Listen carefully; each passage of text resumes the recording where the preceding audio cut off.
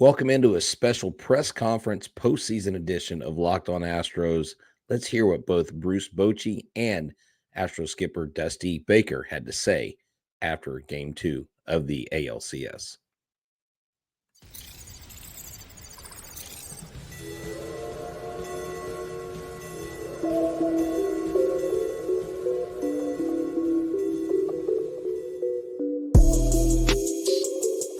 Welcome to Locked On Astros, your daily Astros podcast. Here are your hosts, Eric the Man Heisman and Brett Htown Wheelhouse Chansey.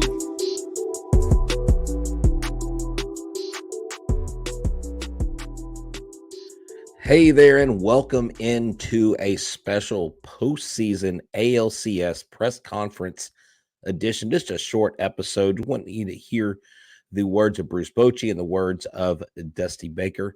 Before I get into that, some important words were spoken by Derek Jeter. And look, I know Derek Jeter is a New York Yankee. He is the captain. He is a Hall of Famer for them. But I always love his analysis. He's a Hall of Famer. Before I get into that, I'm Htown Wheelhouse. You can find me at Htown Wheelhouse on X, Instagram, and TikTok. You can find me at Stros411 on X, Instagram, TikTok, and Facebook. Always positive, always Stros. You can find the show at Locked On Astros on X, Instagram, TikTok, Facebook. Look, wherever you get a podcast, remember to search for Locked On Astros. We're your team every single day. So just real quick, Derek Jeter did say tonight after the game, he said, and this is a direct quote, "This team in Houston is great on the road. Just because you're down 2 games, it's not over. We," talking about when he was with the Yankees, "we've lost a series being up 3-0. I don't want to bring it back up, but my point is everyone in this Texas Rangers clubhouse knows the series is not over. The Astros just simply need to approach Game 3 one game at a time." Dusty Baker will say who the official starter is in this press conference, but we'll get to Dusty last. We'll go ahead and show Bruce Bochey's press conference. I'll say a couple words, and then we will watch Dusty Baker's, each just a few minutes long. So enjoy. What was the key to the way y'all were able to jump on Framber there early? Well, I think more than anything, we put the ball in play. Good things happen. We got a break on that swing and bunt, but had some good at-bats. We just kept things moving there. Garcia had a big hit there to kind of keep things going, and Nate and Garver, and it's always good to get a crooked number up there, and especially early, and held up for us. But it's about putting the ball in play, and we did that first inning. Go to the third row in the middle, Bruce. Bruce, what stands out about Eovaldi's confidence, especially when he has the bases loaded and he gets out of a jam like that? Well, I think you're talking about one of the elite pitchers in the game. They have that ability to turn up a notch when they have to. And we made an error, bases loaded, and it's about picking each other up. And he picked us up there and just made some great pitches. And that was a turning point in the game. Bases loaded, nobody out there in the fifth, and found a way to get through it. And terrific job by him. He had good stuff today, pitched very well, and that's 6 solid innings. Last 2, were a little stressful, and that's why I went ahead and made a change. Go to the second row on your left, Bruce. Hi, Bruce. Have you considered walking Yordan Alvarez in all but the narrowest situations, or do you guys plan to keep pitching to him? Well, we gave up 3 homers. They were solo homers, so that works. That gives you a chance to win. So, no, we weren't thinking about putting him on base with nobody on there, and you're trying to keep him in the park. But he's a good hitter, and he got a couple balls there he could handle. That's baseball, but no, I didn't want to start putting guys on when we had a lead. That's the last thing I want to do at that point. And we attacked him, and he got us a couple of times. Do a couple last ones for Bruce. Kevin in the second row. And 2 pitching questions. Did you think about sending Eovaldi back out for the 7th? No, he had gone far enough. I told him, great job. I think his pitch count wasn't all that bad, 91, but that's pretty good work after 6 innings, especially when you look at the last 2, and the 5th in particular, how hard he had to work to get through that. And that takes a toll on you. And then the next inning, gave up a run, but he had to make some big pitches there with a big runner on second base there. And Bullpen's ready to go. Sporzy, great job.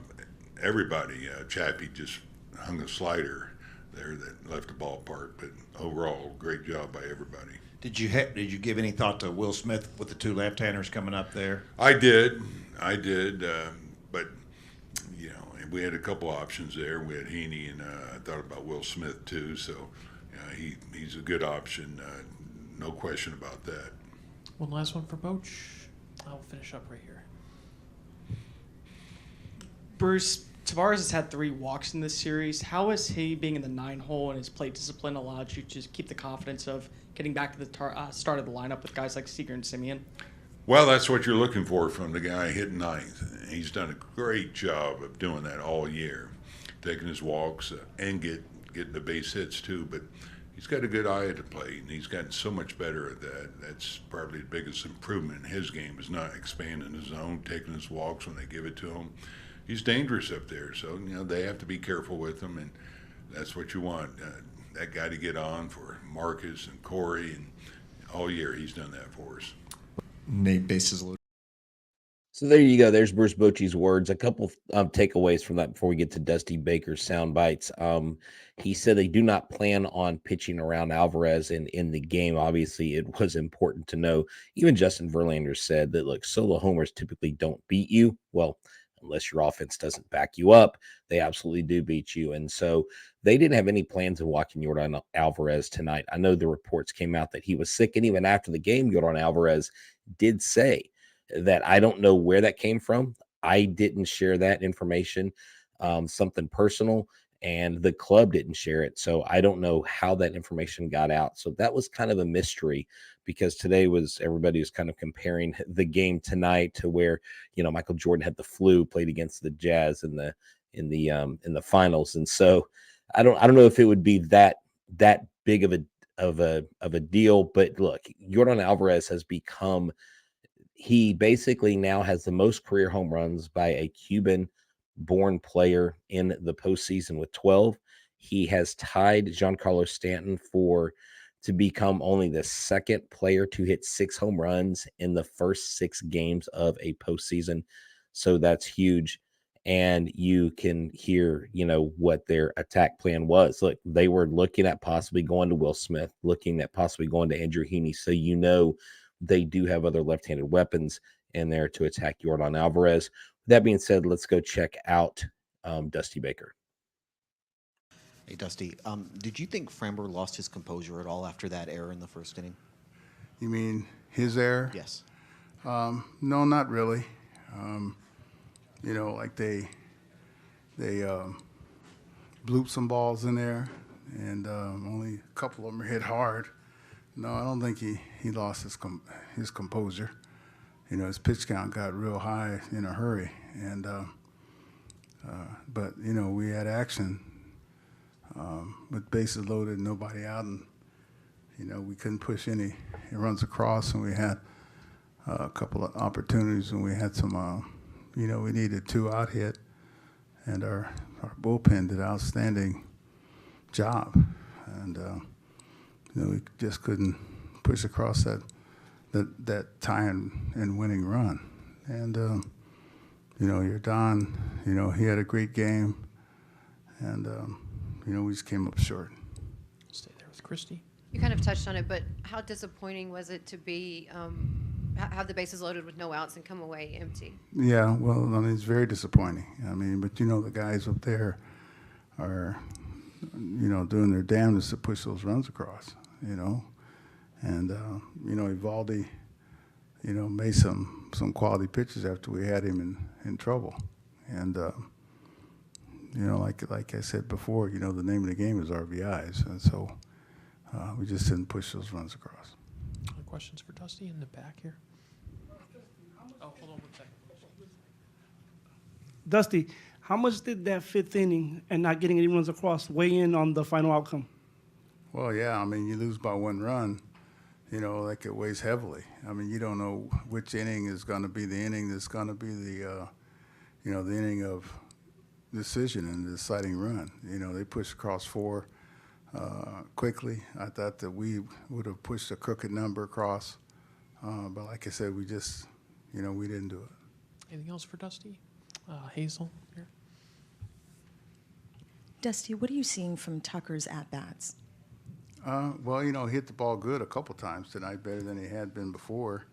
And, it's frustrating when you're not, you're not getting hits. And I'm sure he's frustrated. And, we need Tuck. He's a big part of our team, big part of our offense. And, I just know that Tucker come across and, come through with it in Texas. Take a last question or two up front here, and then Kip. Dusty, have y'all made a decision? Can you tell us who's going to Game 3 or 4? Well, we know Game 3 already. Game 3 is Javier. And we'll go to Kim to finish up. Dusty, what did you see from Framber early? What was going on with him? Well, like I said, there was a ball up the middle that went off Jeremy's glove. That was, a near out, and then the jam shot by Sager, and then the base hit to right, and then the play that, he has a lot of soft contact, which he did, which Grossman, was, hit that ball back to him, and he looked to third. He was going to go to third and bobbled it, and then, threw wildly to first. And, if you get it out there, the base is still loaded now with nobody out versus at least one out. And it was just a, matter of bad occurrences in a short period of time. Dusty, thanks so much. We'll see you in Arlington. There you have it, Dusty Baker in his own words talking about the Game 3 starter in Christian Javier. He did confirm it. I, of course, opined that maybe they should go with the bullpen game, seeing as the starters are the only pitchers on the staff that have given up runs. Justin Verlander with 2 runs and Framber Valdez with 5. So with that being said, the Astros still have a reliable bullpen. They go into Arlington down 2-0, and they just simply have to go take it one game at a time. And I think what they're going to have to do is they're going to have to jump on Max Scherzer. They're going to have to, if he makes mistakes, barrel the baseball, which I have full confidence in because this team does really, really well hitting in Arlington. So, look, that's all I have for this special edition of Locked On Astros. This has been an American League Championship Series post-game press conference special by yours truly, Htown Wheelhouse. And this video was used by permission of Major League Baseball Press Box. Thank you for Major League Baseball for allowing us to use this footage. And we hope that you subscribe to our YouTube channel, check us out, give us a big fat thumbs up, and make us your team every single day. Go Stros.